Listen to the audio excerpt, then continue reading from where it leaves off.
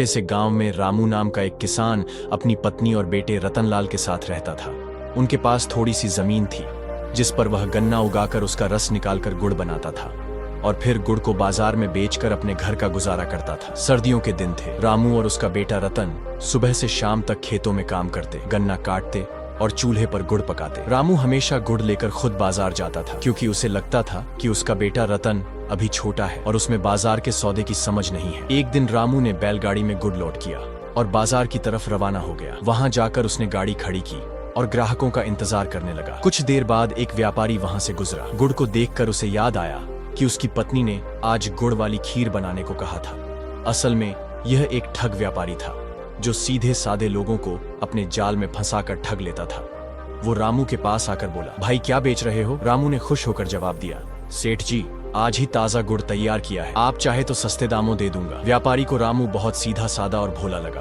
उसने कहा, ये पूरी गाड़ी का गुड़ कितने में दोगे? रामू खुश हो गया कि अगर पूरा गुड़ एक ही ग्राहक के पास बिक गया तो उसे इंतजार नहीं करना पड़ेगा।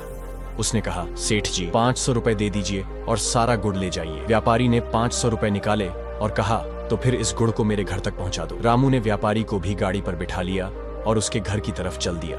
जब वह घर पहुंचे तो रामू ने कहा, सेठ जी जरा जल्दी गाड़ी खाली करवा दीजिए, मुझे घर वापस जाना है। ये सुनकर व्यापारी तेवर बदलते हुए बोला, कौन सी गाड़ी भाई? तुम्हें तो मैं पूरी गाड़ी के 500 रुपए दे चुका हूँ, अब यह सब मेरा माल है। रामू हैरानी से बोला, पर भाई मैंने तो गुड़ के दाम बताए थे, गाड़ी तो मेरी है। व्यापारी सख्त लहजे में बोला, मैंने पूछा था कि पूरी गाड़ी का क्या दाम है, तुमने खुद कहा 500 रुपए, अब जुबान से मुकर रहे हो। तुम जैसे लोग वादे के पाबंद नहीं होते। रामू हाथ जोड़कर बोला, भाई मेरे साथ ऐसा अन्याय मत करो, मुझे मेरी गाड़ी लौटा दो। व्यापारी ने नौकरों को आवाज दी जिन्होंने रामू के कपड़े फाड़कर उसे बेइज्जत कर घर से धकेल कर निकाल दिया। रामू बेइज्जती और शर्मिंदगी की हालत में सारा दिन जंगल में छुपा रहा। उसे डर था कि इस हालत में उसे किसी गाँव वाले ने देख लिया तो उसकी इज्जत का क्या होगा। जैसे ही रात हुई वो अंधेरे में चुपके से अपने घर की तरफ निकल गया। घर पहुंचा तो उसकी हालत देखकर पत्नी और बेटा रतन जल्दी से भाग कर आए। रतन ने पूछा, पिताजी आपका ये हाल कैसे हो गया? रामू ने आंसू भरी आंखों से सारी कहानी सुनाई कि कैसे उस ठग व्यापारी ने उसकी सादगी का फायदा उठाया और सिर्फ 500 रुपए में गुड़ के साथ गाड़ी को भी ले लिया,